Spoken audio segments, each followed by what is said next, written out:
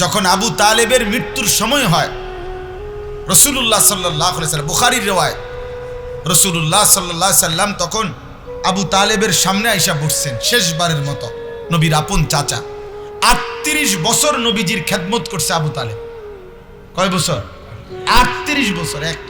12 বছর বয়সে দাদা আব্দুল মুত্তালিব নবীজিকে আবু তালেবের হাতে তুলে দিছে, বলছে আমার নাতিকে, আমার নাতির বাপ নাই, আমার ছেলেটা বাইচা নাই, আব্দুল্লাহ, তুমি পুতের হাতে আমার এতিম নাতিরে তুলে দিলা। এ কথা বলে আব্দুল মুত্তালিব মারা গেছে। নবীজির বয়স যখন 50 বরাবর, তখন আবু তালেব ইন্তেকাল করছে। তাহলে 12 থেকে 50 কত বছর? এই 38 বছর। 38 বছরের অভিভাবক নবীর, আল্লাহ নবী সাল্লাল্লাহু আলাইহি সাল্লাম। এই 38 বছরের মধ্যে শেষের 10 বছর তো তিনি নবী, দাওয়াত দিচ্ছেন। এই 10 বছর টানা চাচারে বুঝাই গেছে, চাচা সহযোগিতা করে কিন্তু ঈমান আনে না। কথা বুঝেন নাই? সুখে দুঃখে পাশে আছে কিন্তু কি আনে না? ঈমান আনে না, ঈমান আনে না। শেষ এই ইন্তেকালের পূর্ব মুহূর্তে আল্লাহ নবী সাল্লাল্লাহু আলাইহি ওয়াসাল্লাম চাচার পাশে বসে বলছে, কুল লা ইলাহা ইল্লাল্লাহ কালিমাতান আশহাদু লাকা বিহা ইনদাল্লাহ। চাচা বলেন, একবার বলেন লা ইলাহা ইল্লাল্লাহ বলেন। চাচা, চাচা এই একটা লাইন একবার বলবেন, এমন একটা কালেমা এটা একবার শুধু বললে আমি ভাতিজা কসম করে বলছি চাচা, আসমানওয়ালা রবের কাছে আখিরাতে হাসরের ময়দানে আমি আপনার জন্য সাক্ষ্য দেব। আশহাদু লাকা বিহা ইনদাল্লাহ। হাদিসের মধ্যে লিখছে, ঠিক ওই সময় নবীজির চাচার পাশে 2টা বড় বেঈমান বসা ছিল। এক বেঈমান হলো আবু জাহেল, আরেক বেঈমান হলো উমাইয়া ইবনে খালফ। এই 2 বেঈমান নবীজি যতবারই এটা বলে, এর মধ্যে উমাইয়া ইবনে খালফ নামের এই বেঈমান আবু তালেবকে বারবার বলতেছিল, দোস্ত আতারগাবু আম মিল্লাতে আব্দুল মুত্তালিব, তুমি আব্দুল মুত্তালিবের দিন ছেড়ে দিবা? আমাদের সাথে এত দিনের পরিচয় ছেড়ে দিবা আজকে শেষ মুহূর্তে বাতিজার কাছে হেরে যাওয়া? আমাদের এত দিনের সম্পর্ক। আল্লাহ নবী সাল্লাল্লাহু আলাইহি ওয়াসাল্লাম এখানে রিওয়ায়াতে হাদিসে লিখছে 2টা শব্দ, ফালাম ইয়াজাল রাসূলুল্লাহ সাল্লাল্লাহু আলাইহি ওয়াসাল্লাম ইয়ারিজুহা আলাইহি। নবী বারবার, ফালাম ইয়াজাল মানে ধারাবাহিক, বারবার নবী কালেমা পেশ করতেছেন চাচার সামনে।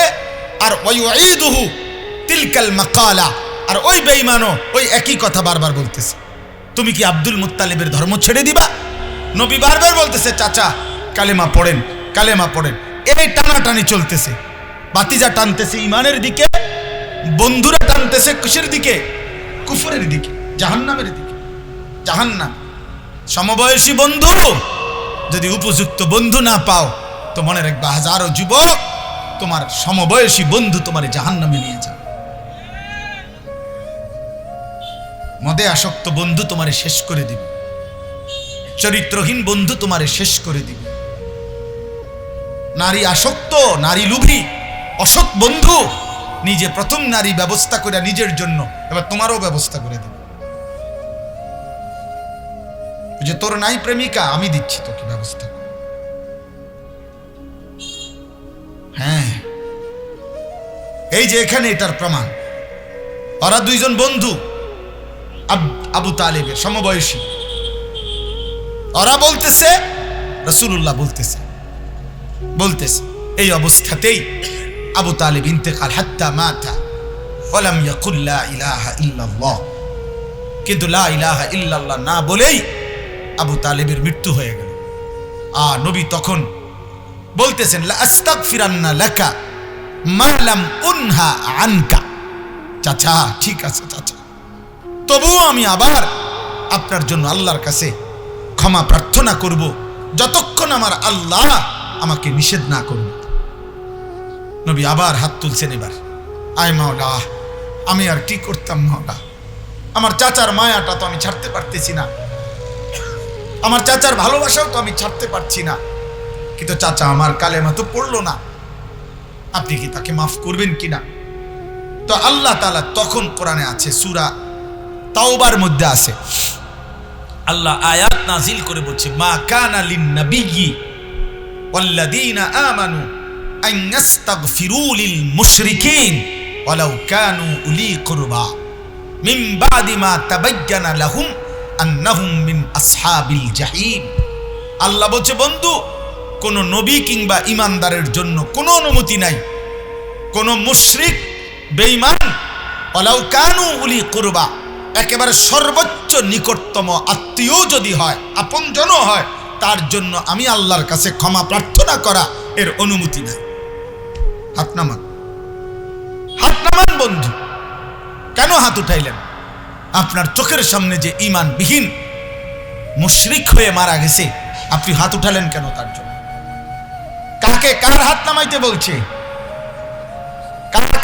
বলেন না, আপনি বুঝছেন উনি কে? আরে আপনি চিনছেন নি উনি কে? হাত উঠাইছে কে? উনি ওই মালিকের কে? উনি কথা বলেন, উনি কে? মানে আপনি আন্দাজ করেন আর কি বিষয়টা। আপনি ওই সময়ের হালাতটা বলেন না যে ওনার কাছে এটা চাচ্ছে কে?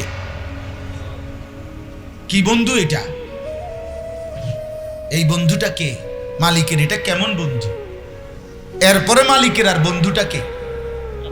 আল্লাহর সামনে কথা বলার এর চাইতে বেশি যোগ্যতা সম্পন্ন আর কি? এরপরে আল্লাহর কাছে কথা বলার মতো উপযুক্ততা আছে আর কার? ওনার হাত আল্লাহ নামায় দিছে, আপনি কি এটা সাধারণ মনে করেন? রাসূলুল্লাহ সাল্লাল্লাহু আলাইহি সাল্লামকে ডাইরেক্ট আল্লাহ নিষেধ করছে, হাত নামান, অনুমতি হবে না। ইন্নাকা লা তাহদি মান আহবাবতা আহবাবতা আনতা। দোস্ত সাবধান, আপনি চাইলে ভালোবাসলেই কাউকে হেদায়েত দিতে পারবেন না। ওয়ালাকিন্নাল্লাহ ইয়াহদি মান ইয়াশা, বরং আমি আল্লাহ যাকে চাই তাকে আমি হেদায়েত দিয়ে থাকি। দোস্ত, এই জন্য আমাদের জিন্দেগির এটা ফিকির, খোদার কসম, এই এক ফিকির যে কোন আল্লাহর বান্দা বদলাবে মালিকের ইচ্ছা। বলতে থাকি অনবরত, দিন রাত বলতে থাকি, যখন যেমনে জেদ্দুর সুযোগ পাই বলতেই থাকি, বলতে বলতে হিসাব, বলতে বলতে একদিন কবরে চলে যাব। এ মালিকের কথা বলতে বলতে এখন কোমর ব্যথা হয়ে গেছে, কোমরে ব্যথা পাই। মালিকের কথা বলতে বলতেই চোখে এখন ঝাপসা দেখি, মালিকের কথা বলতে বলতে গলায় প্রচন্ড ব্যথা করে। তবু আল্লাহর কাছে আমার শায়েখ আল্লামা মুফতি মুশতাকুর নবী কাসেমি হুজুরের আমি একদিন কইছিলাম এই কথাটা, যে হুজুর ইদানিং খুব কষ্ট হয়, শরীরে ক্লান্তি লাগে, কোমরে খুব ব্যথা আমার, এরপরে চোখে ছোট লেখা কম দেখি, গলায় ব্যথা পাই, কি করব? হুজুর বলছি, মাওলানা আল্লাহর কথা বন্ধ করা যাবে না। বলতে বলতে কবরে চলে যাবেন আর আল্লাহকে গিয়া বলবেন, মাওলা আপনার কথা বলতে বলতে চলে আসছি। আল্লাহ যেন তৌফিক দান করে। ফিকির চাই আব্বা, ফিকির চাই। কত বাপ আপনারা যা করছেন, আপনাদের চোখের সামনে ছেলে নামাজ পড়ে না, মেয়ে নামাজ পড়ে না, আপনাদের স্ত্রী সন্তান নামাজ পড়ে না, হালাল হারামের কোনো পার্থক্য নাই, চুল চেহারা, লিবাস পোশাক, মদ জুয়া জিনা ব্যভিচারের ছবি, অস্থির দৃশ্য, হারাম নাপাক জীবনের মধ্যে পাগল পারা হয়ে ছুটতেছে। আহা বাবা, আপনি কি একটু কাঁদতেও পারেন না তার লাগে? আপনি কিছুই করার না, আপনার চোখের পানিও নাই, আপনার চোখের পানিও নাই। আপনি রাত্র গভীরে একটা সেজদা দিয়ে আল্লাহরে দুইটা কথা বলার মতো যোগ্যতাও আপনার নাই, আপনি এর দূরও পারতেন না। এতটুকু বলেন, আল্লাহ আমি তো পারতেছি না আমার ছেলেটার সাথে, আপনি দয়া করেন আল্লাহ। আপনার আমার হৃদয়ে যদি এটা না থাকে, আমার ছেলের নামাজ হলো মূল জিনিস, আমার মেয়ের পর্দা হলো মূল জিনিস, আমার স্ত্রীর ইজ্জত মূল জিনিস। আমার শায়েখ আল্লামা মুফতি মুশতাকুর নবী কাসেমি হুজুর অনেক সময় বলে, হুজুরের সাথে বহুবার আলহামদুলিল্লাহ মক্কা মদিনার সফর করার সুযোগ হয়েছে আমার। তো যখনই আল্লাহর ঘরের সামনে অথবা মদিনার রওজার সামনে অগণিত মানুষ আছে যারা ভিডিও করে, আল্লাহর ঘর কাবার সামনে ঘুরতেছে, ভিডিও করতেছে, নবীজির রওজায় সালাম দিতেছে, ভিডিও করতেছে। তো হুজুর আমার সব সময় বলে, মাওলানা এরা হলো ওরা যারা কাছে থেকেও দূরে, কাছে থেকেও কি এদের খামখেয়ালি, এদের গাফলতি এদেরকে কাছের থেকেও দূরে সরাই দেবে। আর এমন অনেক আল্লাহর বান্দা আছে, হুজুর বলতেন, যে জীবনে কোনোদিন আল্লাহর ঘরে আসতে পারে না, কাঁদতে কাঁদতে শেষ করছে জীবন, অভাবের কারণে, সামর্থ্যের কারণে কোনোদিন আসতে পারে নাই। ইদানিং কালে তো কিছুটা সামর্থ্য বাড়ছে, মানুষ উমরায় হইলেও যায়। আগে 70 বছরও কত বুড়া মানুষ কাঁদতে কাঁদতে কবরে গেছে, কিন্তু আল্লাহর ঘর কোনোদিন দেখে নাই। কত মহিলা দেখে নাই জীবনে, কিন্তু আল্লাহকে ভালোবাসছে, নবীকে ভালোবাসছে, যেটুকু শুনছে আমল করার চেষ্টা করছে। তো হুজুর বলে যে মাওলানা ওনারা দূরে থেকেও কাছে, কেউ কাছে থেকেও দূরে, কেউ দূরে থেকেও কাছে। এই জন্য আমি এটাটাও আপনাদেরকে বললাম, খুব জরুরি এটা, আল্লাহর কথা মনোযোগ দিয়ে শোনা, পরিবর্তনের জন্য। কোরআন আসছে পরিবর্তনের জন্য, জিন্দেগি বদলাবার জন্য, বদলাবার জন্য। রাসূলুল্লাহ সাল্লাল্লাহু আলাইহি ওয়াসাল্লামের জামানায় তৎকালীন আবিসিনিয়ার বাদশাহ নাজ্জাশী, তিনি ওনার রাজ্যে, মানে আবিসিনিয়া মানে হলো এখন আফ্রিকা, ইথিওপিয়া, হাবাসা, তো ওইখানে মুসলিম সাহাবীরা আশ্রয় নিয়েছিলেন। মক্কার কাফেরদের অত্যাচারে অতিষ্ঠ হয়ে আল্লাহ রসুলের হুকুমে প্রথমবার হিজরত করছিলেন সাহাবীরা। প্রথম হিজরত করছে ওই আবিসিনিয়ায়, দ্বিতীয়বারে হিজরত করছে মদিনায়।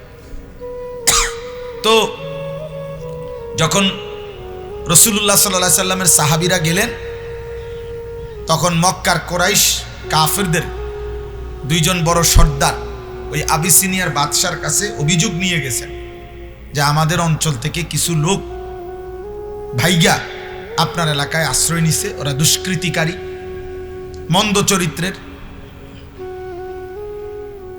তো আপনি তাদেরকে আমাদের কাছে ফিরিয়ে দেন। তো তিনি বলছেন যে আমি অসম্ভব, আমি একজন বাদশাহ, যতক্ষণ পর্যন্ত ওদেরকে আত্মপক্ষ সমর্থনের সুযোগ না দেব অতক্ষণ আমি তোমাদের কথায় ফেরত দিতে পারি না। আচ্ছা আমি তাদেরকে খবর দিই।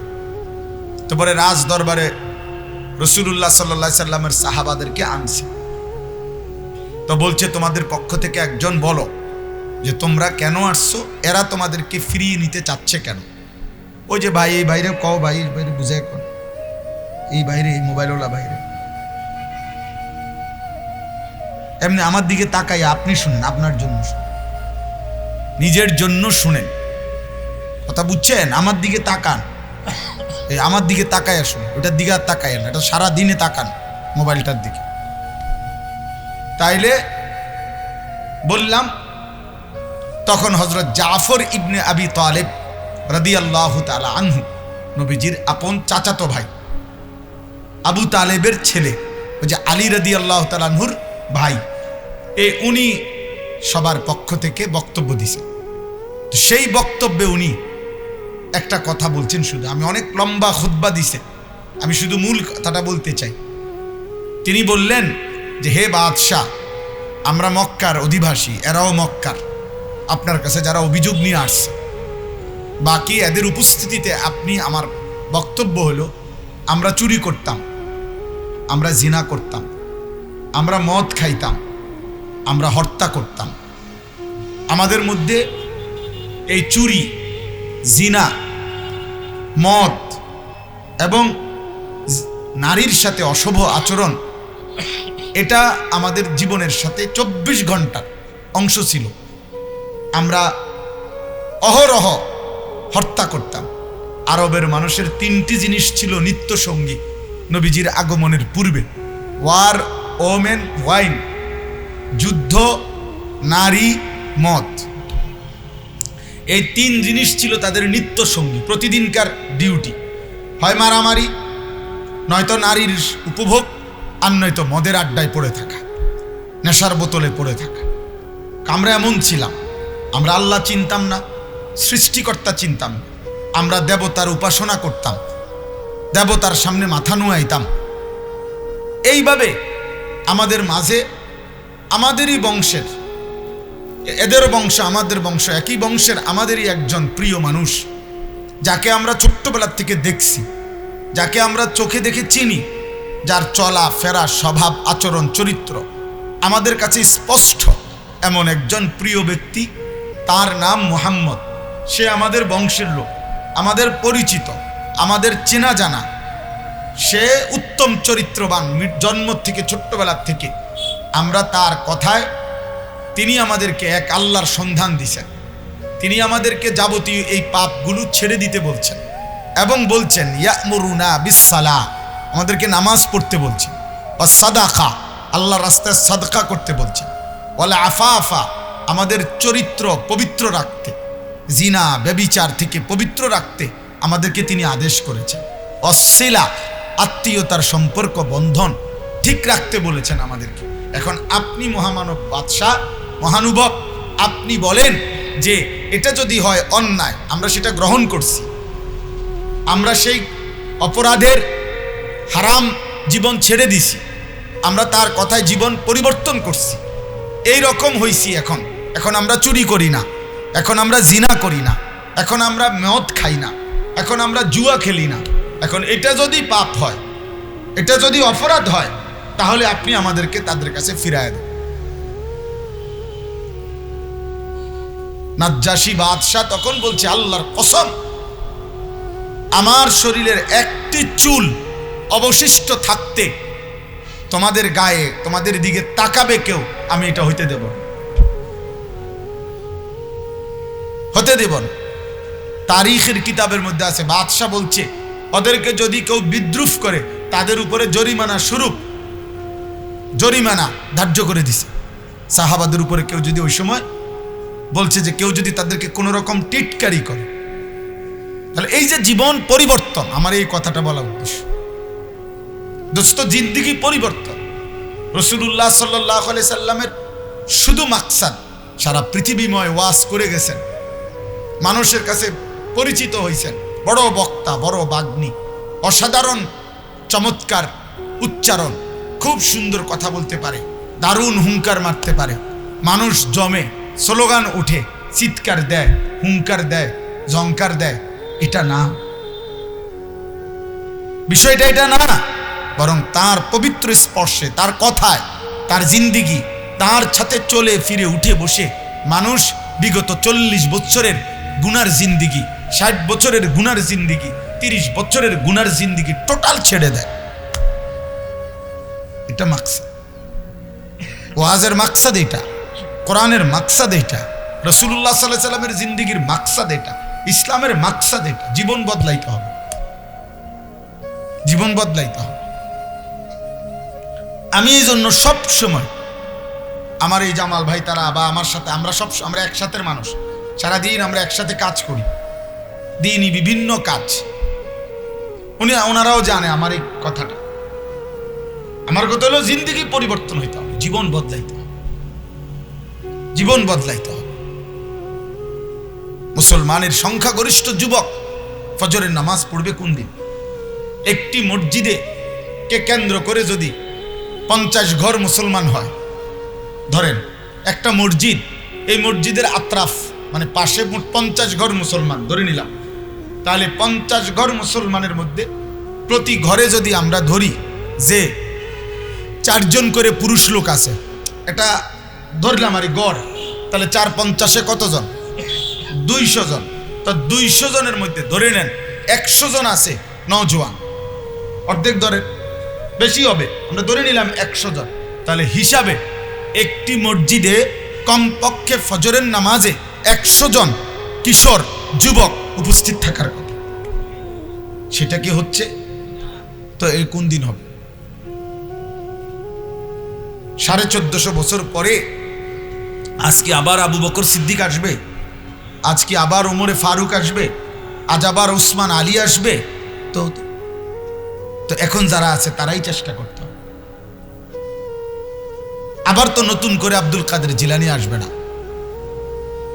আবার তো নতুন করে জুনায়েদ বাগদাদি আসবে না। বাপ মনে করেন হুজুরদের মধ্যে ত্রুটি, আপনি মনে করেন বললেন যে হুজুরদের মধ্যেও ত্রুটি হ বাবা, আপনি দোয়া করে দেন আল্লাহ আপনি হুজুরদের মধ্যে আরো যোগ্যতা বাড়ায় দেন। আপনি দোয়া করেন না, আপনি কেন খসর খসর করেন? আপনি কেবল ঠেলাঠেলি করেন কেন?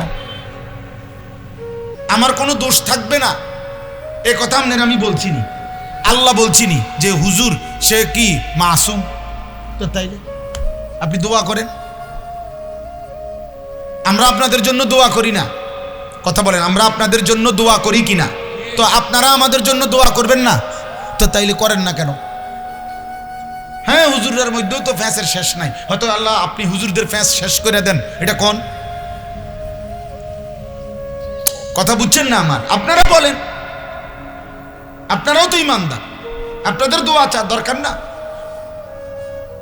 তার মানে মূল বিষয় হলো কাজ না করে আমরা যদি প্রত্যেকের জায়গা থেকে শুধু ওই আমরা আমার দায়িত্ব আরেকজনের কাঁধে ফেলে দেই, উনি উনার আরেকজনের কাঁধে ফেলে দেয়, তো বয়ে বয়ে বালিশ খেললে তো আর হবে না, বয়ে বয়ে এটা করলে তো হবে না, কাদা ছোড়াছড়ি করলে তো হবে না। দায়িত্ব পালন করবে কি? দায়িত্ব পালন করবে কি? এ জাতির কি পরিমাণ মুসলিম, 95% মুসলমানের বাংলাদেশে প্রতিদিন ফজরের নামাজের হালাত কি? যে জাতি ফজরের নামাজ পড়ে না, মুসলমানের যেই মানুষগুলো ফজর পড়ে না, আল্লাহর কসম নবী তাদেরকে বলছে মুনাফিক। বুখারীর হাদিস, মুসলিম শরীফের হাদিস, যারা ফজরের নামাজ পড়ে না তারা মুনাফিক, তারা মুনাফিক। আর মুনাফিকের দ্বারা মুনাফিক ইমানের জন্য জ্বলে উঠতে পারবে না। দুটা স্লোগান দেওয়া সহজ, স্লোগান আমিও দিতে জানি আলহামদুলিল্লাহ। স্লোগানের ক্ষেত্রে আমি ছাত্র জীবন থেকে প্রসিদ্ধ ছিলাম, এখনো ভালো স্লোগান, এখনো আল্লাহর রহমতে জামাল ভাই পারতো না আমার স্লোগান দিয়ে, তো রাজনীতি করে নেতা মানুষ। আমাদের দাউদকান্দি থেকে প্রার্থী। তাইলে আমার বলার উদ্দেশ্য হলো, বিষয়টা হলো এটা, জীবন পরিবর্তন চাই, জিন্দেগি বদলানো চাই। আপনারা যদি প্রত্যেকে না ভাবেন, কেউ না ভাবেন আমার নবী সাল্লাল্লাহু আলাইহি ওয়াসাল্লামের 23 বছরের এই পবিত্র আমানত তিনি কার কাছে রাখা গেছেন, তাই কেউ নিবেন না। এটা রেহার ফুরে যেতে পারে, নয় তো ছোট্ট ওই যে প্লাস্টিকের রেহার জাতীয় কিছু আছে। তো এই জন্য বলেন, কে নিবে বলেন? এটা কে বলবে? রাসূলুল্লাহ সাল্লাল্লাহু আলাইহি ওয়াসাল্লাম ইন্তেকালের পূর্ব মুহূর্তে পর্যন্ত আম্মা জান আয়েশা রাদিয়াল্লাহু তাআলা আনহার বুকে মাথা রেখে আল্লাহ নবী সাল্লাল্লাহু আলাইহি সাল্লাম শেষবারের মতো উম্মতকে ডাকছে, আমার উম্মত আমি চলে যাচ্ছি, আসসালাত আসসালাত, আমার উম্মত নামাজের হেফাজত করো, নামাজের হেফাজত করো। এক বাবা যেন বলতেছে তার সন্তানদেরকে, বাপ আমি দুনিয়া থেকে বিদায় নিচ্ছি রে আব্বা, তুই আমার সন্তান, সারা জীবন তোদের জন্য সংসারে কত কিছু করছি, শেষবারের মতো আব্বা তোরে বলে গেলাম, আল্লাহরে বলিস, আল্লাহকে বলিস, নবী আমার এমন বলে গেছে, আসসালাত উম্মত আমি চলে গেলাম। আম্মা জান আয়েশাকে নবীজি বলছে, আয়েশা আমার সামনে জিব্রাইল দাঁড়িয়ে আছে, মালাকুল মউত আজরাইল এখন দাঁড়িয়ে আছে, আমার অনুমতি নিছে, আমি এখন আমার মালিকের কাছে যাব, আমার জান আমি তুলে দেব। আমি গেলাম আয়েশা, যাওয়ার আগে তোমার মাধ্যমে আমার উম্মতের কাছে আমি শেষবার আবারও বললাম, আসসালাত ওয়া মা মালাকাত আইমানুকুম। আল্লাহর নবী বলছেন দুই জিনিস খেয়াল রাখবা, এক নামাজের হেফাজত করবা, শেষ কথা ছিল এই, এবং তোমাদের অধীনস্থ, তোমাদের আয়ত্তে যারা আছে তাদের প্রতি ইনসাফ, তাদেরকে ঈমান আমল, তাদের থেকে আখিরাতের ফিকির আদায় করা, এর খেয়াল রাখ, এর খেয়াল রাখ। একজন মুসলিম বাবা, একজন অভিভাবক আপনারা, আমরা, আমাদের জিম্মাদারি স্ত্রী সন্তানের ঈমান আমল, ঈমান আমল। কোরআনুল কারীম এটা বারবার দেখাইছে। হযরত নূহ আলাইহিস সালাম একজন বাবা ছিলেন, যে বাবা তার সন্তান কেনান কাফেরকে শেষ মুহূর্ত পর্যন্ত মৃত্যুর পূর্ব পর্যন্ত বলছে, ইয়া বুনাইয়ার কাম মা'ানা ওয়ালা তাকুম মা'আল কাফিরিন। হে আমার সন্তান, বাপ, শেষবারের মতো বলছি, আব্বা আমাদের সাথী হও, ঈমানদারদের সঙ্গী হও, আব্বা ঈমানদারদের সাথে উঠে পড়। ওয়ালা তাকুম মা'আল কাফিরিন, অবিশ্বাসী বেঈমান নাফরমানদের সঙ্গী হইও না রে আব্বা। এ কথা বলছে এক পিতা তার সন্তানকে বলছে, এক সন্তান তার পিতাকে। আর দেখাইল ওয়াজ তো সারা বছরই করি, দেখা সূরা মরিয়ম কত নম্বর পারায়? আয় কারীম, এই যে জি আমি দেখাইতেছি, দেখা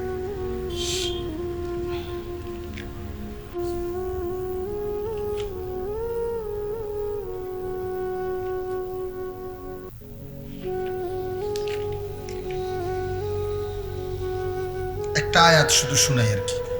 এই দেখেন, ইব্রাহিম আলাইহিস সালাম, উনি ছেলে, ওনার আব্বা হলেন আজর, মূর্তি পূজক, মুশরিক, নাকি? এটা আপনারা জানেন না?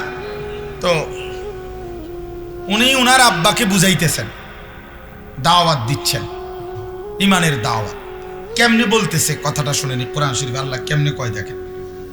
ইয ক্বালা লি আবিহি, যখন ইব্রাহিম তার পিতা আব্বাকে বললেন, ইয়া আবাতি, হে আমার প্রিয় বাপ, লিমা তা'বুদু মা লা ইয়াসমাউ ওয়া লা ইউবসিরু ওয়া লা ইউগনি আনকা শাইআ। আব্বা আপনি কি মূর্তির পূজা করছেন? কিভাবে করছেন এটা, যে কোনো কিছু শুনে না, কোনো কিছু দেখে না, কোনো ন্যূনতম কোনো উপকারও করতে পারে না। এই একবার ওনার বিবেক নাড়াইতে চাইছে। আবার বলতেছে, ইয়া আবাতি ইন্নী কাদ জাআনি মিনাল ইলম মা লাম ইয়াতিকা। আব্বা, হে আমার আব্বা, আপনাকে আমি বলছি আব্বা, আমার আল্লাহর পক্ষ থেকে আমাকে আল্লাহ তাওহীদের, একত্ববাদের, ঈমানের এমন ইলম দিয়েছেন যেটা আল্লাহ আপনাকে দেয় নাই। ফাত্তাবিইনি, আপনি আমার কথাটা মেনে নেন। আহদিকা সিরাতান সাবিয়্যা, আমি আপনাকে সরল সোজা জান্নাতের রাস্তা দেখায় দেব। বাবারে বলতেছে, আচ্ছা দুইবার হলো ইয়া আবাতি, দুইবার বলছি। আবার বলতেছে ইয়া আবাতি, হে আমার আব্বা, আপনাকে আবারও বলছি, লা তা'বুদিশ শাইতান, আপনি শয়তানের বন্দেগী করেন না। এগুলো শয়তান, এগুলা দেবতা হতে পারে না, এগুলো শয়তান হইতে পারে। আপনি শয়তানের গোলামি করবেন না আব্বা। কেন? বলতেছে ইন্নাশ শাইতানা কানা লির-রহমানি আসিয়া, নিশ্চয় শয়তান তার রহম করেন ওয়ালা মালিক আল্লাহর সাথে অবাধ্যতা, নাফরমানি করেছে কিনা।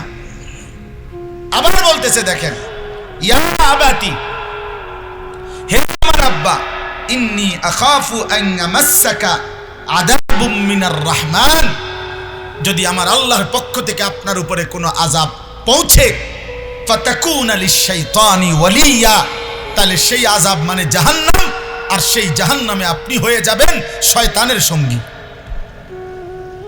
শয়তানের সঙ্গী।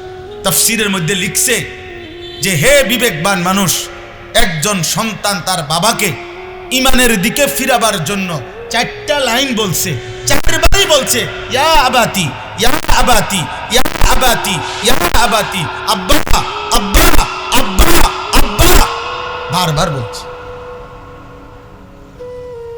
বারবার বলছে, হে আমার আব্বা, হে আমার আব্বা, আব্বা আপনি ফিরেন, আব্বা আপনি ফিরেন, আব্বা আপনি ফিরেন। আপনি ভুল করছেন আব্বা, এই দরদ চাই, দরদ চাই, দরদ চাই।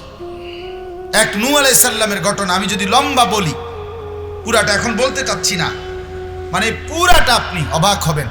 সূরা হুদের মধ্যে আছে নূহ আলাইহিস সালাম, ওনার এই ছেলেটা যে কেনান, যে এই ছেলেটা পানিতে ডুবছে কাফের অবস্থায় তুফানের পানিতে, ওরে জাহান্নাম থেকে বাঁচাবার জন্য কি যে করছে, কি করছে বিশ্বাস করেন, পাগল হয়ে গেছে। শেষ পর্যন্ত আল্লাহ তাআলা নূহ আলাইহিস সালামকে ধমক দিছে, ধমক দিছে আল্লাহ তাআলা যে তুমি কিন্তু কেন হাত তুললা, তোমার এমন নাফরমান ছেলের জন্য আমি আল্লাহর কাছে হাত তুললা কেন? আল্লাহ বলছেন ফালা তাসআলনি মা লাইসা লাকা বিহি ইলম, যার ব্যাপারে তোমার কোনো পূর্ণ জ্ঞান নাই, তুমি দেখতেছো সে জাহান্নামী, তারপরও কেন হাত তুললা? ইন্নী আইযুকা আন তাকুনা মিনাল জাহিলিন, আল্লাহ বলছে মূর্খতার কোনো আচরণ করবে না, তুমি আমার নবী, হাত নামাও। মানে ছেলের জন্য যখন উনি ডুবে যাচ্ছে তখন হাত উঠাইতেছে, উঠাই ফেলছে, অজরে কাঁদতেছে, চিল্লাইতেছিলেন আল্লাহ বাঁচায় দেন আমার ছেলে, এটা আমার ছেলে, রব্বি ইন্না বিনি মিন আহলি, আল্লাহ আমার ছেলে আমার পরিবার, ও আমার না। তখন আল্লাহ বলছে নামান আপনি হাত। আল্লাহ ডাইরেক্ট ওহী নাজিল করে বলছে হে নূহ, আরে করছেন কি আপনি, হাত নামান। আরেকবারও বলবেন না, আমি আপনাকে বলছি আপনি মূর্খতার আচরণ করবেন না, আপনি নবী আমার, আপনি নবী, আমি পারবো না আপনার এই আবেদন নিতে, আপনি আমার প্রিয়, আপনি আমার মুনতাখাব, আপনি আমার পছন্দের বাছাই করা, ঠিক আছে, কিন্তু আমি এটা পারবো না। কোরআনুল কারীমের মধ্যে আছে এরপরে নূহ আলাইহিস সালাম হাত নামাইয়া বলছে আল্লাহ আপনি আমারে মাফ করে দেন, আমি সন্তানের ভালোবাসায়, আমি চাই নাই আমার সন্তান জাহান্নামের আগুনে জ্বলুক, আমি এই আশায় আমি অস্থির হয়ে ভুলে গেছিলাম, আপনি আমারে মাফ করে দেন, আপনি যদি আমারে মাফ না করেন লাআকুনান্না মিনাল খাসিরিন, আমি ক্ষতিগ্রস্তদের অন্তর্ভুক্ত হয়ে যাব। দেখেন ফিকির কি, আমার মাহমুদ ভাই এখানে বসছে, আমি ওনারা লেগেও বললাম উম্মতের ফিকির চাই, কি পরিমাণ ফিকির, কি পরিমাণ অস্থির। রাসূলুল্লাহ সাল্লাল্লাহু আলাইহি সাল্লাম বিশ্ববিখ্যাত তাবিঈ, তাবিঈদের মধ্যে যারা শ্রেষ্ঠ তাবিঈ সাঈদ ইবনুল মুসাইয়াব রাহিমাহুল্লাহ, তাবিঈ বলা হয় যারা সাহাবাদেরকে ঈমানের সাথে দেখছে, সাহাবাদের থেকে যারা ইলম শিখছে, সাহাবাদের থেকে যারা দ্বীন শিখছে, তাদেরকে কি বলে বলেন তাবিঈ। তিনি বর্ণনা করছেন যখন আবু তালেবের মৃত্যুর সময় হয়, রাসূলুল্লাহ সাল্লাল্লাহু আলাইহি সাল্লাম, বুখারীর রিওয়ায়াত, রাসূলুল্লাহ সাল্লাল্লাহু আলাইহি সাল্লাম তখন আবু তালেবের সামনে আইসা বসছেন, শেষবারের মতো, নবীর আপন চাচা, 38 বছর নবীজির খেদমত করছে আবু তালেব। কয় বছর? 38 বছর। 12 বছর বয়সে দাদা আব্দুল মুত্তালিব নবীজিকে আবু তালেবের হাতে তুলে দিছে, বলছে আমার নাতিকে, আমার নাতির বাপ নাই, আমার ছেলেটা বাইচা নাই আব্দুল্লাহ, তুমি পুতের হাতে আমার এতিম নাতিরে তুলে দিলাম। এ কথা বলে আব্দুল মুত্তালিব মারা গেছে। নবীজির বয়স যখন 50 বরাবর, তখন আবু তালেব ইন্তেকাল করছে। তাহলে 12 থেকে 50 কত বছর? এই 38 বছর। 38 বছরের অভিভাবক নবীর, আল্লাহ নবী সাল্লাল্লাহু আলাইহি সাল্লাম এই 38 বছরের মধ্যে শেষের 10 বছর তো তিনি নবী দাওয়াত দিচ্ছেন। এই 10 বছর টানা চাচারে বুঝায় গেছে, চাচা সহযোগিতা করে কিন্তু ঈমান আনে না। কথা বুঝেন নাই? সুখে দুঃখে পাশে আছে কিন্তু কি আনে না? ঈমান আনে না, ঈমান আনে না। শেষ এই ইন্তেকালের পূর্ব মুহূর্তে আল্লাহ নবী সাল্লাল্লাহু আলাইহি ওয়াসাল্লাম চাচার পাশে বসে বলছে, কুল লা ইলাহা ইল্লাল্লাহ কালিমাতান আশহাদু লাকা বিহা ইনদাল্লাহ। চাচা বলেন, একবার বলেন লা ইলাহা ইল্লাল্লাহ বলেন চাচা, চাচা এই একটা লাইন একবার বলবেন, এমন একটা কালেমা এটা একবার শুধু বললে আমি ভাতিজা কসম করে বলছি চাচা, আসমানওয়ালা রবের কাছে আখিরাতে হাসরের ময়দানে আমি আপনার জন্য সাক্ষ্য দেব। আশহাদু লাকা বিহা ইনদাল্লাহ। হাদিসের মধ্যে লিখছে ঠিক ওই সময় নবীজির চাচার পাশে দুইটা বড় বেঈমান বসা ছিল। এক বেঈমান হলো আবু জাহেল, আরেক বেঈমান হলো উমাইয়া ইবনে খালফ। এই দুই বেঈমান নবীজি যতবারই এটা বলে, এর মধ্যে উমাইয়া ইবনে খালফ নামের এই বেঈমান আবু তালেবকে বারবার বলতেছিল, দোস্ত আতারগাবু আম মিল্লাতে আব্দুল মুত্তালিব, তুমি আব্দুল মুত্তালিবের দিন ছেড়ে দিবা? আমাদের সাথে এত দিনের পরিচয় ছেড়ে দিবা, আজকে শেষ মুহূর্তে বাতিজার কাছে হেরে যাওয়া? আমাদের এত দিনের সম্পর্ক। আল্লাহর নবী সাল্লাল্লাহু আলাইহি ওয়াসাল্লাম এখানে রিওয়ায়াতে হাদিসে লেখছে দুইটা শব্দ, ফালাম ইয়াজাল রাসূলুল্লাহ সাল্লাল্লাহু আলাইহি ওয়াসাল্লাম ইয়ারিজুহা আলাইহি। নবী বারবার, ফালাম ইয়াজাল মানে ধারাবাহিক, বারবার নবী কালেমা পেশ করতেছেন চাচার সামনে, আর ওয়ায়ুঈদুহু তিলকাল মাকালা, আর ওই বেঈমানও ওই একই কথা বারবার বলতেছে, তুমি কি আব্দুল মুত্তালিবের ধর্ম ছেড়ে দিবা? নবী বারবার বলতেছে, চাচা কালেমা পড়েন, কালেমা পড়েন। এই টানাটানি চলতেছে, বাতিজা টানতেছে ইমানের দিকে, বন্ধুরা টানতেছে কিসের দিকে? কুফরের দিকে, জাহান্নামের দিকে। জাহান্নাম। সমবয়সী বন্ধু যদি উপযুক্ত বন্ধু না পাও তো মনে রাখবা, হাজারো যুবক তোমার সমবয়সী বন্ধু তোমার জাহান্নামে নিয়ে যাবে। মদে আসক্ত বন্ধু তোমারে শেষ করে দিবে, চরিত্রহীন বন্ধু তোমারে শেষ করে দিবে, নারী আসক্ত, নারী লোভী, অসৎ বন্ধু নিজে প্রথম নারী ব্যবস্থা করে নিজের জন্য, এবার তোমারও ব্যবস্থা করে দেবে, যে তোর নাই প্রেমিকা, আমি দিচ্ছি তোকে ব্যবস্থা।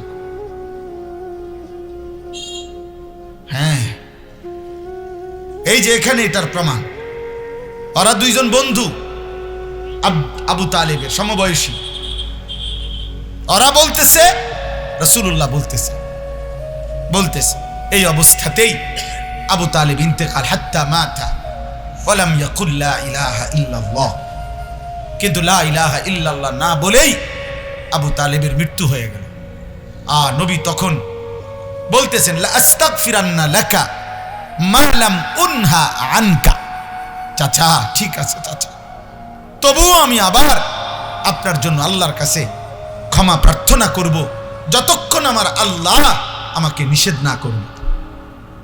নবী আবার হাত তুলছেন, এবার আয় মাওলা, আমি আর কি করতাম মাওলা, আমার চাচার মায়াটা তো আমি ছাড়তে পারতেছি না, আমার চাচার ভালোবাসাও তো আমি ছাড়তে পারছি না, কিন্তু চাচা আমার কালেমা তো পড়লো না, আপনি কি তাকে মাফ করবেন কিনা?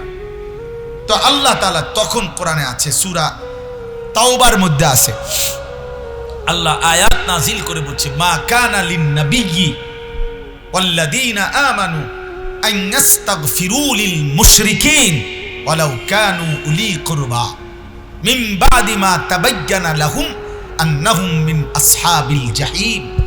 আল্লাহ বলছে, বন্ধু, কোন নবী কিংবা ইমানদারের জন্য কোনো অনুমতি নাই, কোন মুশরিক বেঈমান ওয়ালাউ কানু উলি কুরবা, একেবারে সর্বোচ্চ নিকটতম আত্মীয় যদি হয়, আপনজনও হয়, তার জন্য আমি আল্লাহর কাছে ক্ষমা প্রার্থনা করা এর অনুমতি নাই।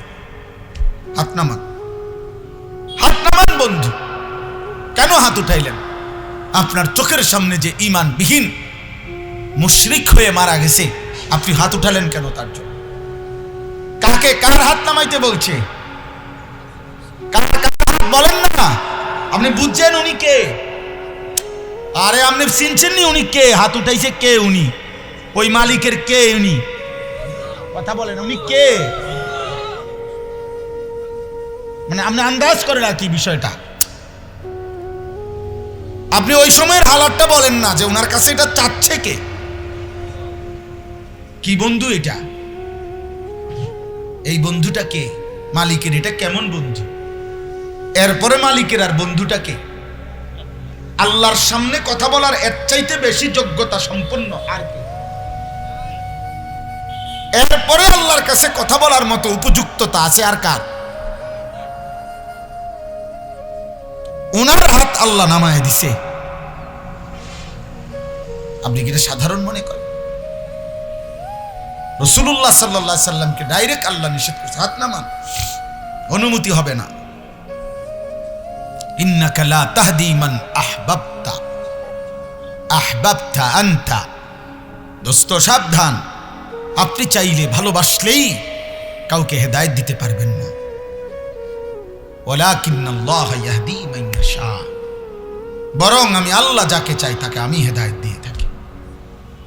দোস্ত, এই জন্য আমাদের জিন্দেগির এটা ফিকির, খোদার কসম, এই এক ফিকির যে কোন আল্লাহর বান্দা বদলাবে মালিকের ইচ্ছায়। বলতে থাকি অনবরত, দিন রাত বলতে থাকি, যখন যেমনে জেদ্দুর সুযোগ পাই বলতেই থাকি, বলতে বলতে হিসাব, বলতে বলতে একদিন কবরে চলে যাব। মালিকের কথা বলতে বলতে এখন কোমর ব্যথা হয়ে গেছে, কোমরে ব্যথা পাই। মালিকের কথা বলতে বলতেই চোখে এখন ঝাপসা দেখি, মালিকের কথা বলতে বলতে গলায় প্রচন্ড ব্যথা করে। তবু আল্লাহর কাছে আমার শায়েখ আল্লামা মুফতি মুশতাকুর নবী কাসেমি হুজুরের আমি একদিন কইছিলাম এই কথাটা, যে হুজুর ইদানিং খুব কষ্ট হয়, শরীরে ক্লান্তি লাগে, কোমরে খুব ব্যথা আমার, এরপরে চোখে ছোট লেখা কম দেখি, গলায় ব্যথা পাই, কি করব? হুজুর বলছি, মাওলানা আল্লাহর কথা বন্ধ করা যাবে না। বলতে বলতে কবরে চলে যাবেন আর আল্লাহকে গিয়া বলবেন, মাওলা আপনার কথা বলতে বলতে চলে আসছি। আল্লাহ যেন তৌফিক দান করে। ফিকির চাই আব্বা, ফিকির চাই। কত বাপ আপনারা যা করছেন, আপনাদের চোখের সামনে ছেলে নামাজ পড়ে না, মেয়ে নামাজ পড়ে না, আপনাদের স্ত্রী সন্তান নামাজ পড়ে না, হালাল হারামের কোনো পার্থক্য নাই, চুল চেহারা, লিবাস পোশাক, মদ জুয়া জিনা ব্যভিচারের ছবি, অস্থির দৃশ্য, হারাম নাপাক জীবনের মধ্যে পাগল পারা হয়ে ছুটতেছে। আহা বাবা, আপনি কি একটু কাঁদতেও পারেন না তার লাগে? আপনি কিছুই করার নাই, আপনার চোখের পানিও নাই, আপনার চোখের পানিও নাই। আপনি রাত্র গভীরে একটা সেজদা দিয়ে আল্লাহরে দুইটা কথা বলার মতো যোগ্যতাও আপনার নাই, আপনি এর দূরও পারতেন না। এতটুকু বলেন, আল্লাহ আমি তো পারতেছি না আমার ছেলেটার সাথে, আপনি দয়া করেন আল্লাহ। আপনার আমার হৃদয়ে যদি এটা না থাকে, আমার ছেলের নামাজ হলো মূল জিনিস, আমার মেয়ের পর্দা হলো মূল জিনিস, আমার স্ত্রীর ইজ্জত মূল জিনিস, আমার ঘরের, আমার পরিবার, আমরা মুসলমান আব্বা, আমরা মুসলমান বাপ, আমাদের আল্লাহ আছে, আমাদের নবী আছে, আমাদের একটা ধর্ম আছে, আমাদের একটা কিতাব আছে। আল্লাহ কোরআনুল কারীমের মধ্যে বলছে, ওয়ালাউ শি'না লাআতাইনা কুল্লা নাফসিন হুদাহা, আমি চাইলে বাধ্য করে দুনিয়াতেই সকলকে আমার আনুগত্য করাইতে পারতাম বান্দা, আমি পারতাম, আমি চাইলে পারি, আমি চাইলে পারি। ওয়ালাউ শাআ লাআমানা মান ফিল আরদি জামিআ, আমি আল্লাহ চাইলে জমিনের সব আমার সেজদা দিতে হবে। অটোমেটিক আজান হলে প্রত্যেকটা মাথা অটোমেটিক সেজদায় নুইবে, এরকম সিস্টেম আল্লাহ করতে পারে? কথা বলে না, পারবে না? আল্লাহ পারবে না? যদি মাথা না নুয়াইতে চায়, ফেরেশতা যদি একটা ঘাড় ছাইয়া একটা মারে কিছে একদিন, তার বাপ না তার 14 গোষ্ঠীও তো আর কোনোদিন মাথা উঠাবে না। আল্লাহ বলেন, আমি চাইলে পারি তো বান্দা, আমি চাইলে পারতাম, কিন্তু আমি তো চেয়েছিলাম তুমি আমারে না দেখে, আমার কথা মেনে, আমার কবর, হাসর, মিজান, ফুলসেরাত, আখেরাত, এই কথাগুলো বিশ্বাস করবা। এত নবী পাঠালাম, এত রসুল পাঠালাম, এত কিতাব পাঠাইলাম, এত আলেম ওলামা তৈরি করলাম, এত মানুষের মৃত্যু দেখাইলাম, এত জানাজা তোমার সামনে পড়াইলাম, এই সব কিছুর বিনিময়ে যদি তুমি অদৃশ্য আল্লাযীনা ইউমিনুনা বিল গায়ব না দেখে যদি মেনে নিয়ে আমার আখিরাতকে, ওয়াবিল আখিরাতি হুম ইউকিনুন, আখিরাতকে যদি ইয়াকিন করতা, মেনে নিতা, তো আমি তো চেয়েছিলাম দুনিয়ায় অল্প কয়দিন তুমি আমারে সেজদা দিবা, আখিরাতে আমি নিজ হাতে অনন্তকালের জান্নাত তোমারে তুলে দেব।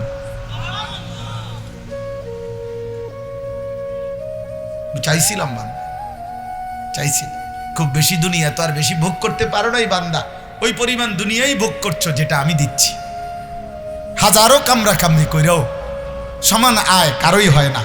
এক লগের ক্লাসমেট, এক ইউনিভার্সিটির ছাত্র, একই কর্মস্থলের কর্মচারী, একই দোকানের খরচ খায়, একই এলাকায় থাকে, একই সাথে সকালবেলাও কর্মে বাইর হয়, একসাথে রাত্রে ঘরে ফিরে, কিন্তু উপার্জন বরাবর হয় না তো বাপ।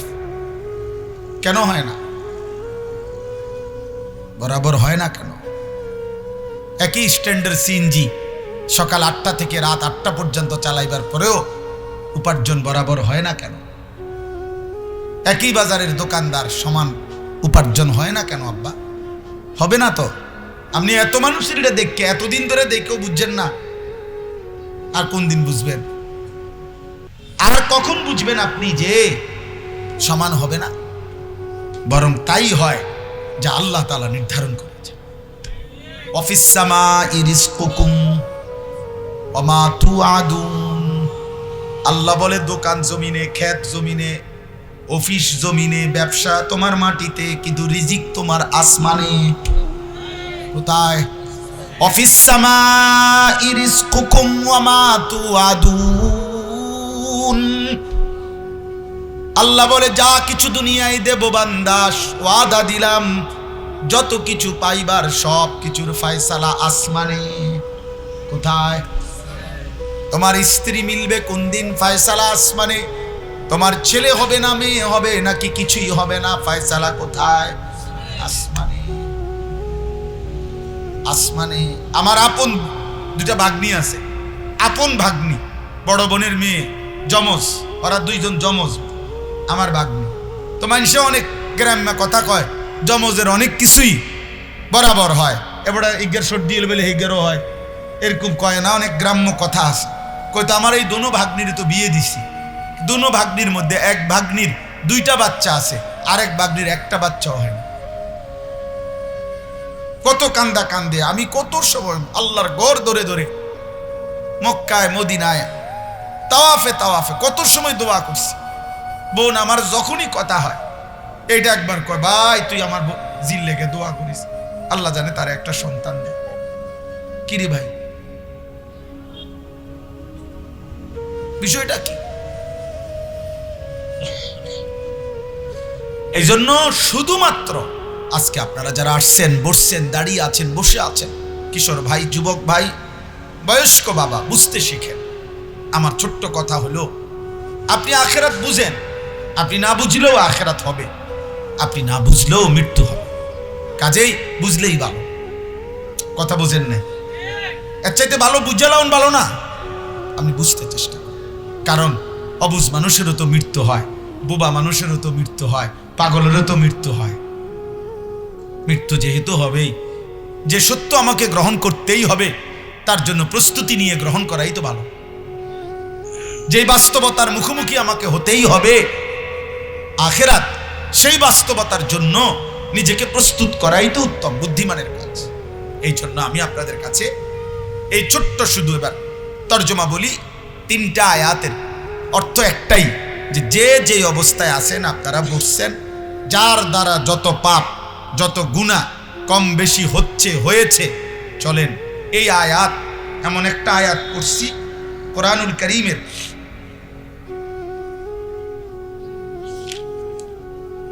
এই যে এই আয়াত হযরত আব্দুল্লাহ ইবনে মাসউদ রাদিয়াল্লাহু তাআলা আনহু বলছেন, 24 নম্বর পারা 39 নম্বর সূরা, সূরা জুমার, এই সূরার 53 নম্বর আয়াত।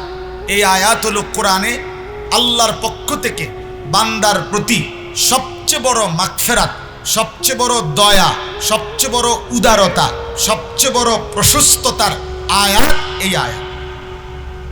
রাসূলুল্লাহ সাল্লাল্লাহু আলাইহি সাল্লামের জামানায় কিছু লোক আসছে নবীজির কাছে, আয়েশা বলছে, মুহাম্মদ তোমার কালেমা তো পড়তে মন চায়, কিন্তু আমগো তো একটা বড় সমস্যা। কয় যে কি সমস্যা? বলছে সমস্যা হইল আমরা শিরিক করছি শুধু, মূর্তি পূজা করছি শুধু এতটুকু পাপ আমাদের না, শিরিক তো করছি এই পর্যন্ত, এটা যেমন আমাদের মহাপাপ চলতেছে, আমাদের বাকি পাপও সীমাহীন। আমরা জিনা করেছি প্রতিদিন, আমরা হারাম উপার্জন করছি প্রতিদিন, আমরা মদের বোতলে পড়ে থাকি প্রতিদিন, আমরা চুরি করি প্রতিদিন, অন্যায় করছি প্রতিদিন।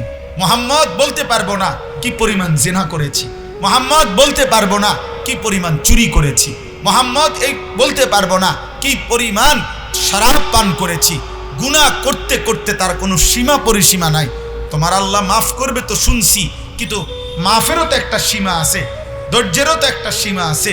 তুমি আগে তোমার আল্লাহকে একবার বলতে বলো যে তিনি এই যেই পরিমাণ হিসাব ছাড়া অগণিত আমাদের পাপ, এত বেশি পরিমাণ পাপ তিনি মাফ করবে কিনা আমাদের তো মনে হয় না। তুমি আল্লাহরে জিজ্ঞাসা করো তোমার মালিককে। তো আল্লাহ যেন বন্ধুকে বলতেছেন, বন্ধু আমি জবাব দিচ্ছি, কুল ইয়া ইবাদিয়াল্লাযীনা আসরাফু আলা আনফুসিহিম, হে আমার বান্দারা, আপনি বলে দেন নবী, হে আমি আল্লাহর বান্দা শোনো, গুনাহ করতে করতে জীবনটা যারা শেষ করে ফেলেছ, জীবনের উপরে যারা জুলুম করেছ, গুনার মধ্যে ডুবে গেছ, চারিদিকে তাকাইয়া যাদের এক সুতা নেকি বলতে কিছু নাই, কুফর, শিরিক, জিনা, ব্যভিচার, মদ, জুয়া, চুরি, ডাকাতি, সমস্ত পাপ, সুদ, হারাম, অবৈধতা, সব কিছু করছো তো করছো একেবারে প্রচন্ড, খুব বেশি, অনেক বেশি। আল্লাহ বলেন লা তাকনাতু মির রাহমাতিল্লাহ, ওই মালিকের রহমত থেকে নিরাশ হইও না বান্দা। তোমার গুনাহ যে পরিমাণ, তোমার রবের মাগফিরাত তার চাইতে কোটি কোটি বেশি, কোটি কোটি বেশি।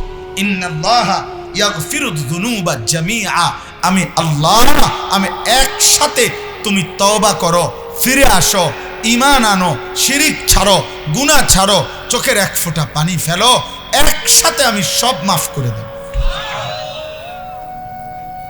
এই বাংলাদেশের সমস্ত বাথরুমের সবগুলো পাইপের লাইনও যদি বঙ্গোপসাগরে দিয়ে দেওয়া হয়, যে তোমার কাছে আমরা সমস্ত পায়খানা তুমি বঙ্গোপসাগরের কাছে দিলাম, তুমি কি আবার মাইন্ড করো কিনা, তোমার কোনো স্বাভাবিক প্রবাহ বন্ধ হয়ে যায় কিনা? তো বঙ্গোপসাগর বলবে না না, আমার কাছে আরো জায়গা আছে, আরো দাও।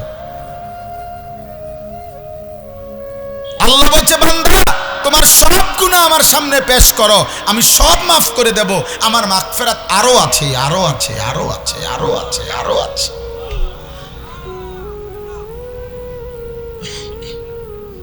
আরো আছে। অন্যদিকে যাইও না বান্দা।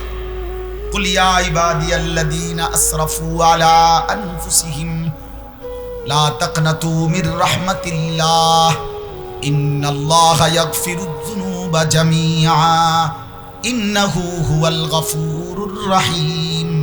নিশ্চয়ই আল্লাহ খুব বেশি গফুর, ক্ষমাশীল, রহিম, দয়াবান।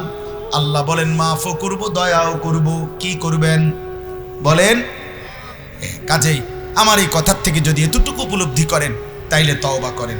ওয়া আনিবু ইলা রাব্বিকুম ওয়া আসলিমু লাহ। আল্লাহ বলে তোমরা আল্লাহর দিকে ফিরে আসো, তওবা করো। তওবা, তওবা তিন জিনিসকে বলে। তওবা শুধু তওবা কইলে হয় না, তিন জিনিস। এক, যে গুনাহ আমি করছি তা ছেড়ে দেওয়া, আর করব না, ওয়াদা দেওয়া, লজ্জিত আর অনুতপ্ত হয়ে মাফ চাওয়া। আল্লাহ বলেন এই তিনটা যদি বাস্তবিক অর্থে দিল থেকে তুমি বলে থাকো, পৃথিবীর কেউ না বুঝুক, আমি দিল জানি তুমি আসলেই গুনাহ ছাড়ছো কিনা, আমি জানি তুমি আসলেই আর করবা না, এটা দিল থেকে বলছো কিনা আমি বুঝি, তুমি লজ্জিত আসলেই কিনা আমি এটা বুঝি। আমি যদি ঠিক মতো অন্তর থেকে বুঝ পাই তো আমি আল্লাহ সব মাফ করে দেব, সব মাফ। ওয়া আসলিমু লাহু, এবং এখন থেকে নিয়ে বাকি হায়াত যতক্ষণ আছো আমার আনুগত্য, আমার হুকুম, আমার বিধান, আমার গোলামি করো, আমার আনুগত্য করো। মিন ক্বাবলি আন ইয়াতিয়াকুমুল আযাবু সুম্মা লা তুনসারুন।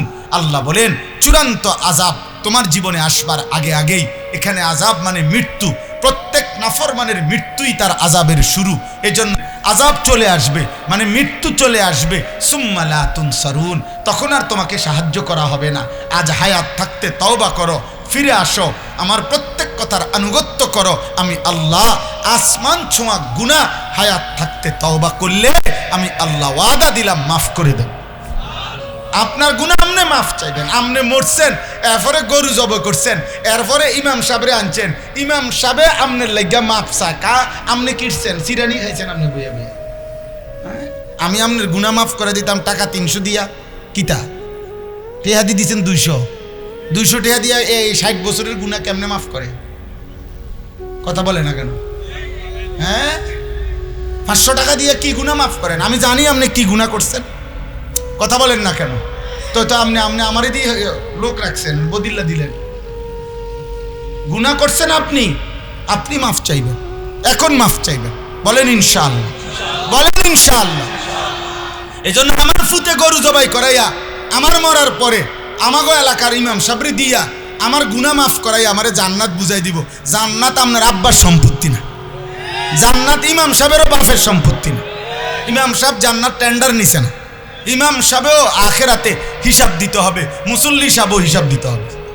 দিতে হবে কিনা বলেন, বলেন দিতে হবে কিনা? তো আল্লাহ আমাদেরকে বুঝ দান করেন। আল্লাহ বলেন ওয়াত্তাবিউ মা উনজিলা ইলাইকুম মির রাব্বিকুম, আমি আল্লাহ যে কোরআন সর্বশ্রেষ্ঠ কিতাব নাজিল করেছি তা তোমরা গ্রহণ করো, আনুগত্য করো, আমার বন্ধুর কথা মেনে নাও। মিন ক্বাবলি আন ইয়াতিয়াকুমুল আযাবু বাগতাতাও ওয়া আনতুম লা তাশউরুন। আবারও বলছি বান্দা, হঠাৎ করে আযাব আসবে, মৃত্যু আসবে, তুমি বুঝতেও পারবা না, সেদিন কিন্তু আফসোস করে অনন্তকাল আর কোনো লাভ হবে না। আল্লাহ আমাকে আপনাকে সকলকে মাফ করে দেন। উঠেন না 1 মিনিট। আমার কথা হলো আপনাদের কাছে, আপনারা প্রত্যেকে, যুবক ভাই, কিশোর ভাই, বয়স্ক বাবা, আমার এই ছোট্ট অল্প একটু কথার থেকে আপনারা নিয়ত করেন যে আমরা আমাদের সাধ্যের সবটুকু দিয়ে গুনাহ ছাড়তে চেষ্টা করব ইনশাআল্লাহ। আমরা আল্লাহকে মানার চেষ্টা করব ইনশাআল্লাহ।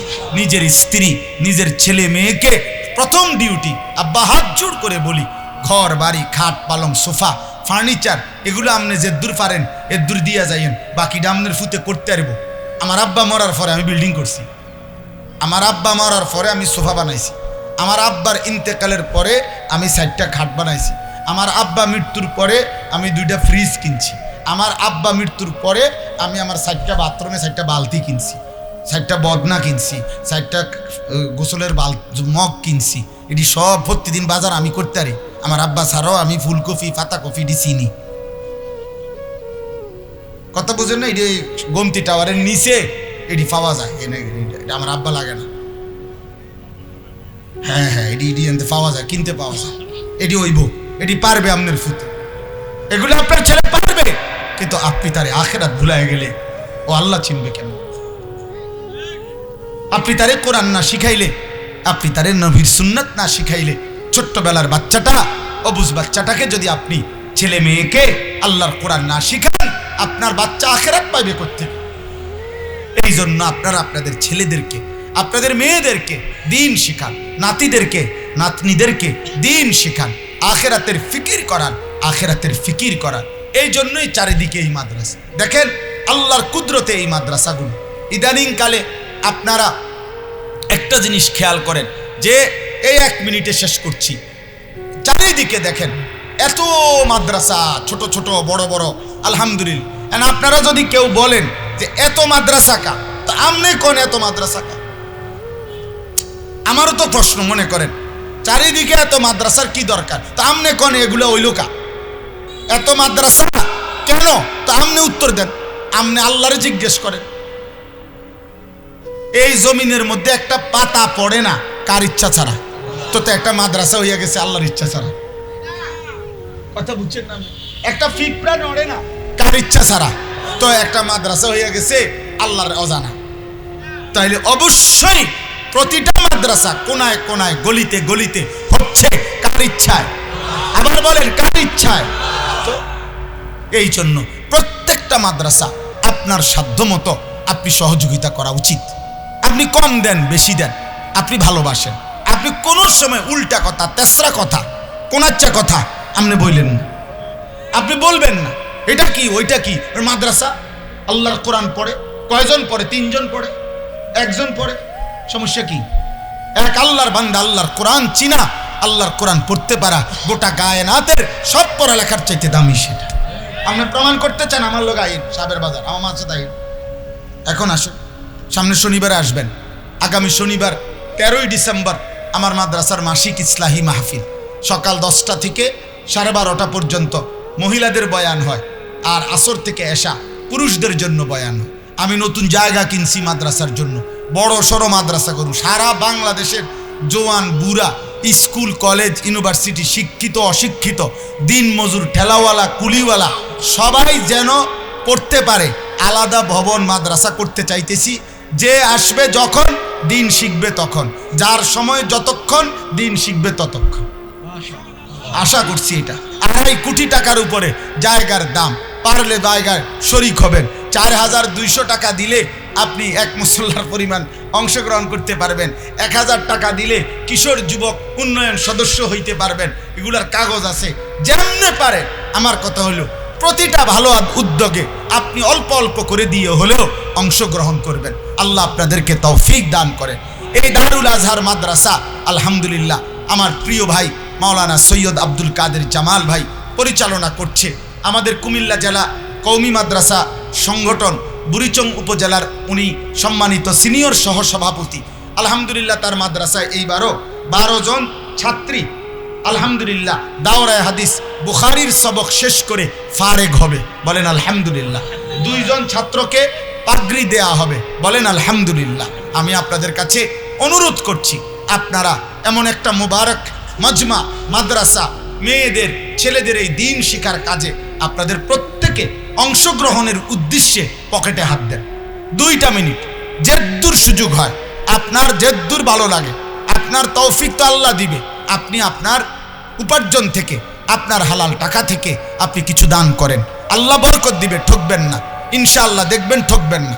আল্লাহ আপনাদেরকে কবুল করবেন, আল্লাহ আপনাদেরকে উত্তমভাবে তৌফিক দান করেন। যান ভিতরে ঢোকেন, ঢোকো, জলদি ঢোকো। স্টেজগুলো আমরা নিতে পারবো, অসুবিধা নেই।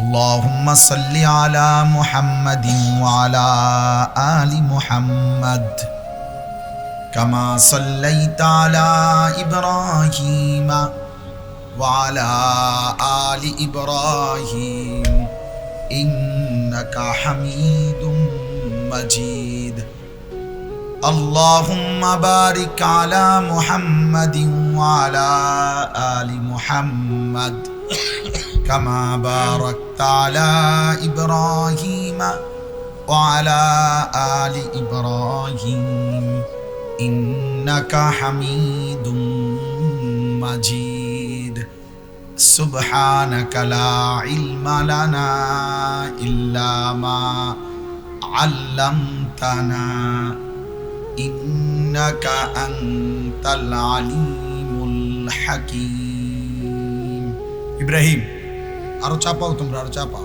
তোমরা তো অর্ধেক জায়গা দখল করে লেছো, আশ্চর্য কথা। আরো পিছাও, তোমরা একদিকে সাইড করো, এগুলো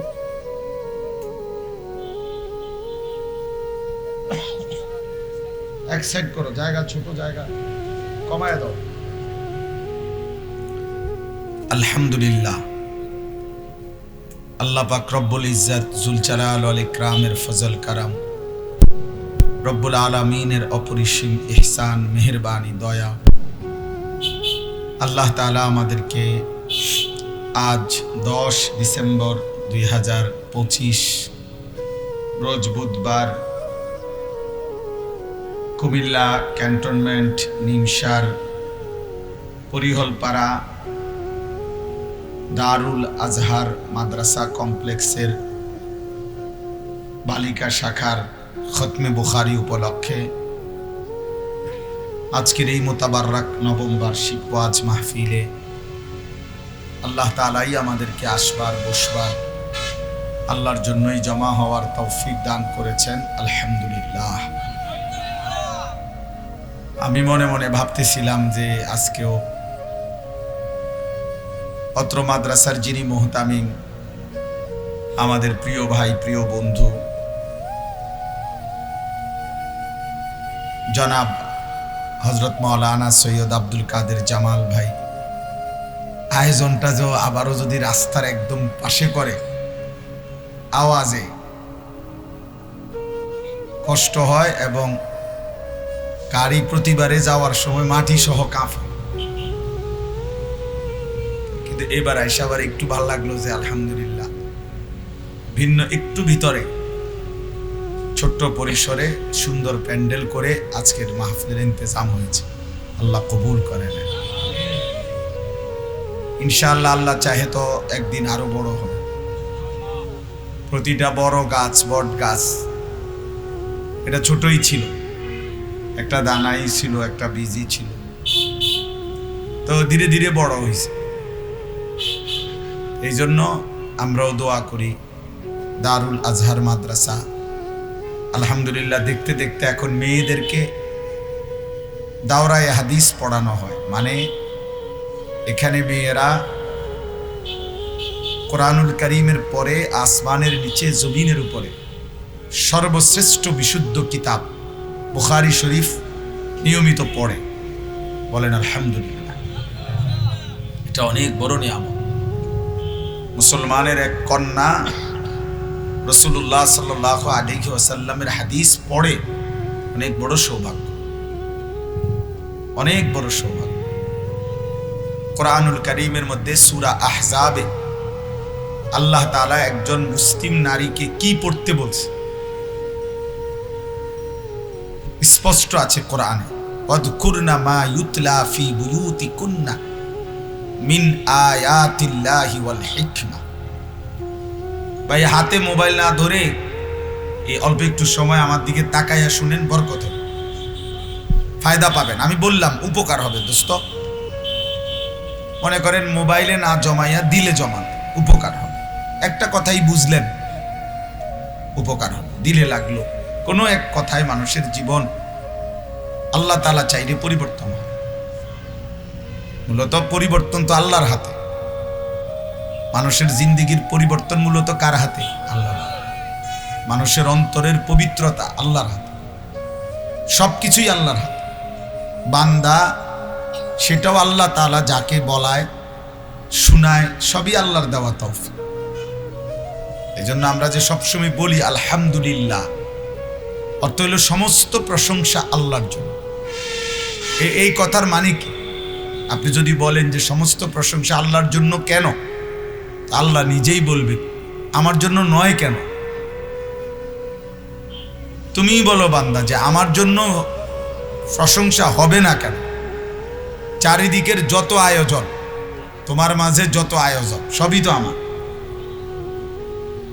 তো প্রশংসা আমার নয় তো কার? যার যা তোমার কাছে ভাল লাগে সবই তো আমার। যার হাসি ভালো লাগে তো সে হাসি তো আমার দান। যার চেহারার সৌন্দর্য তোমার কাছে ভাল লাগছে তো সে তো আমার দান। যার গুণ আচার আচরণ তোমার ভালো লাগছে তো সে তো আমার দান। যার বলার যোগ্যতা তোমার ভালো লাগছে তো সে তো আমার দান।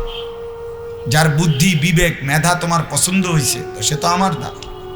সবই তো আমার, সবই তো আমার। যেন বাস্তবতা হলো পরিবর্তন দোস্ত আল্লাহর হাতে। মানুষের জিন্দেগি বদলায়। ওয়াজ মাহফিলের মাকসাদ, বক্তা ধীরে ধীরে পরিচিত হবে, তার দুইটা চারটা মাহফিল বাড়বে, মানুষের কাছে গ্রহণযোগ্যতা বাড়বে। এটা কোনোভাবেই মাকসাদ হইতে পারে না, উদ্দেশ্য হতে পারে না। এর দ্বারা গ্রহণযোগ্যতা বাড়লেই কি আর না বাড়লেই কি, সবাই চিনলেই কি না চিনলেই কি। মূলত আখিরাতের যাবতীয় ফয়সালা একক আল্লাহর হাতে। কার জনবল কত, সমর্থন কত, নাই কত, এর ভিত্তিতে যার যার ব্যক্তিগত ঈমান আমল, নিজ আমল নামার ভিত্তিতে আখিরাতের ফয়সালা, আখিরাতের ফয়সালা। আমার আমল নামা দিয়ে আমাকে আল্লাহর সামনে যাইতে হবে। আমারটা আমার আল্লাহ বুঝে নিবেন, আমার আমল নামার আলোকেই আমার বিচার করবে। এটাই সত্যি কথা, এটাই স্বাভাবিক কথা। এই জন্য দুনিয়াবি পদ পদবি, সুনাম সুখ্যাতি, এগুলো দুনিয়াবি বিষয়। এগুলো দুনিয়ায় যাদের ক্ষমতা, প্রভাব, প্রতিপত্তি দরকার তাদের বিষয়। কিন্তু আখিরাতের মোয়ামেলায় দোস্ত বাবা শুধুই কেবল ব্যক্তিগত নিজের পূর্ণ ঈমান আমল, আমার যা দায়িত্ব, হ্যাঁ মানুষের কল্যাণ, মানুষের সেবা, এটাও আমার দায়িত্ব। আত্ম উন্নয়ন, এটাও আমার দায়িত্ব। সমাজ গঠন, এটাও আমার দায়িত্ব। নিজে ঈমান আমলের উপরে চলা, মানুষকে ঈমান আমলের কথা বলা, এটাও আমার দায়িত্ব। এই জন্য আমি সবসময় এটা বলি, আমার এটা বলতেই প্রতিদিন বলি, আল্লাহর কথা শুনবেন নিজের ভালোর জন্য, নিজের কল্যাণের জন্য, নিজের পরিবর্তনের জন্য। ও এই বক্তার সুর ভালো, ওই বক্তার টান ভালো, এই বক্তার এখন একটু পরিচিতি বেশি, এই বক্তার এখন একটু মানুষের চিনে বেশি, এগুলো কোনো কথা। চিনলে কি, না চিনলে কি? সাহাবাদের মধ্যে নবীর সাহাবী যারা ছিলেন তাদেরকে চেনে যতজনকে, চেনে না তার চাইতে 1000 গুণ বেশি। 1.25 লক্ষের চাইতে বেশি সাহাবী শুধু বিদায় হজ্জের মাঠে নবীজির সামনে ছিল, একসাথে হজ করছে। 1.25 লাখ, 1,25,000। এখন 1,25,000 নবীর সাহাবীর নাম তো দূরে থাক, 10,000 সাহাবীর নামও পৃথিবীর কোথাও নাই। সারা পৃথিবী একসাথে বাড়ি চালান দিলে 10,000 সাহাবীর নাম আসবে না। তাহলে বাকিদের যে নাম জানে না কেউ, এই জন্য এটা জরুরি। কোরআনুল কারীমের মধ্যে নবী এবং রসুলের নাম আছে 25 জন মাত্র, অথচ নবী রসুল প্রায় 1,24,000। আরেকটা বর্ণনা হলো 2,24,000। তো 1,24,000ই ধরেন, সেখান থেকে মাত্র 25 জনের নাম কোরআনে আছে। তো বাকি যাদের নাম নাই তারা ব্যর্থ। তাহলে এই জন্য আমার একটা কথা হলো, যখনই নিজেদের মসজিদে, মাদ্রাসায়, কোনো এরকম সরাসরি মুখোমুখি মাহফিলে কোনো আলেমে দ্বীন থেকে কথা শুনবার সুযোগ হয়, এটা খুব কাজে লাগানো উচিত। এই সময় আপনি বুট খাইলেন, বাদাম খাইলেন, আপনি জুরাইলেন, মোবাইল টিপলেন, আপনি বোকামি করলেন, কাছে থাকতেও দূরে সরে গেলেন।